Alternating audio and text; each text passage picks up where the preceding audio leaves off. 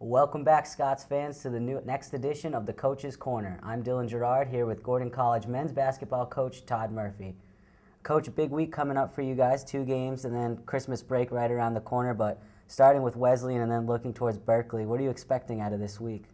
Well, it's not going to be an easy week. Wesleyan is a very strong team again, another NESCAC school, so I'm not so sure the players are real thrilled about the scheduling job I did this year, but and then obviously having back-to-back games is not ideal either, but I wanted to get that extra game in before the Christmas break, so it was the only time that Berkeley could come down and play us. So it's not going to be easy, but at the same time, I like the progress that we made last week. Hard to imagine after a 48-point beatdown by Bates, but I thought we bounced back well and had a good game against MIT, even though we lost that one as well. But I just want to make sure that the players remain positive. Now, you mentioned the NESCAC schools and some of the tougher games that you guys have early on in the year. How much do games like that prepare you for conference play?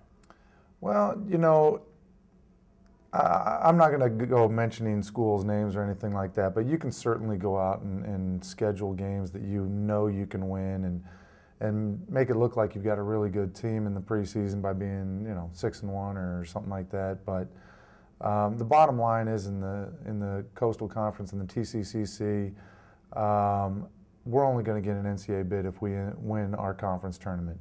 So the most important thing for me is getting prepared for the league season and then being at our peak when we get around to the conference tournament. So I think this better prepares us. We're going to play 6 or 7 teams that are better than anyone in our conference, so we're not going to be intimidated by anyone. And as long as we continue to take steps forward, that's ultimately what we want as a team. Now, a lot of improvement, as you mentioned, from that Bates to the MIT game, although the score was what it was, but you have to be happy with the effort out of the players in that MIT game. Yeah, we just had some mental breakdowns defensively, for Carricker, number 3, to get 7 3-pointers against us. We knew going in that he was a very good shooter, and we just allowed him to have way too many open looks. As well as Cates, their point guard, we told him that we got to sit on his right hand and force him to his left. And, if you really look closely at it, he got back to his right hand a ton, and he ended up scoring 23 points. So, you take away a few of those things, you can't guard everything. They're a very good all-around offensive team, and so, you can't stop everything, but just those few mental breakdowns made it a game that we really couldn't get back into. But at the same time, we did play hard. They've been out rebounding opponents by a ton, and we did a little bit better there. Certainly we're not the same team as we were last year with the size and athleticism, but, we're making progress, and that's ultimately what we need. We've got a lot of new guys, and we're going to continue to get better. And, I'm not thrilled with our record, but I'm pleased with the direction we're going. One thing that Wes and I noticed several times during the last couple of games is the improved play of JT, especially in the MIT game. He just looked a little more aggressive and a little more confident. Talk about his improvement as the season goes on. Well, I'll be very honest with you, that was Coach Crass. Coach Crass, I think, really worked on his mental part because JT has all the physical tools to be a good basketball player. Mentally, I think he blocks himself sometimes.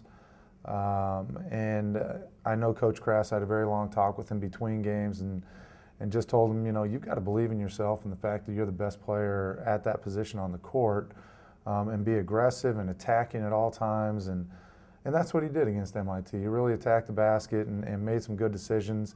Yes, he still had a few too many turnovers, but he's working on that, and I think he'll certainly improve throughout the season. And again, he's not going to be facing that level of competition every night. So we like the progress that he's making, and I think that's coincided with the progress that the team's making. Well, thanks, Coach, and best of luck to you and your team this week. All right, thank you very much, Dylan. That'll do it for this edition of the Coach's Corner. Check out the Gordon College Athletic Facebook page for more from Coach Murphy, as well as inside scoop on the Gordon College men's basketball team.